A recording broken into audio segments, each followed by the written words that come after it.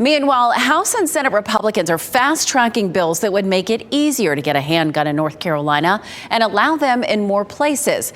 One proposal moving quickly would remove the requirement for a local background check. WRAL's Capitol Bureau Chief Laura Leslie joins us now live to explain why. Laura? Deb, if these bills sound familiar, well, that's because legislators here have passed them, similar bills in recent sessions, but Governor Roy Cooper has always vetoed them. However, Republicans won additional seats last fall, so they're hoping this time they'll find the votes to override a veto. Under current state law, if you want to buy a handgun, either privately or from a dealer, you have to get a pistol purchase permit from your county sheriff. The sheriff conducts a background check before issuing it, and people who sell guns are supposed to ask a buyer to provide it.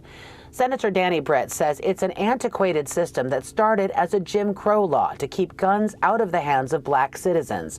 He wants to repeal it. It's common sense because the requirement is so arbitrary and because we still have the federal background checks to ensure that folks that should not be purchasing those firearms are not purchasing those firearms. But a federal background check is not required for private sales. So if the pistol purchase permit is repealed, Senator Mushtaba Mohammed said private sales will have no background check at all. But at least you have some sort of mechanism, better than no mechanism for those private individual sellers.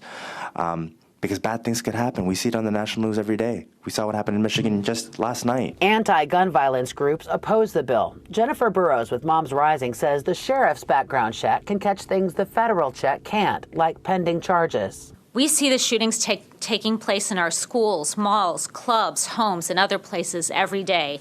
And that's why North Carolinians want you to strengthen our state's gun laws, not repeal them. But gun rights advocate Paul Vallone said some sheriffs are violating people's rights by issuing permits too slowly. His group even sued a former Wake County sheriff. Gerald Baker stopped issuing them altogether during the pandemic and civil unrest of 2020. And one of our plaintiffs, a single mother who wanted a handgun for self-protection, was unable to get one. Now, another provision that's also being fast-tracked right now would allow people to carry guns onto school property when they're attending church services at a church that's on the same property. Supporters say the worshipers at those churches should have the same right to defend themselves as worshipers at other churches that don't have schools on the same property. And Governor Roy Cooper also vetoed that idea last session.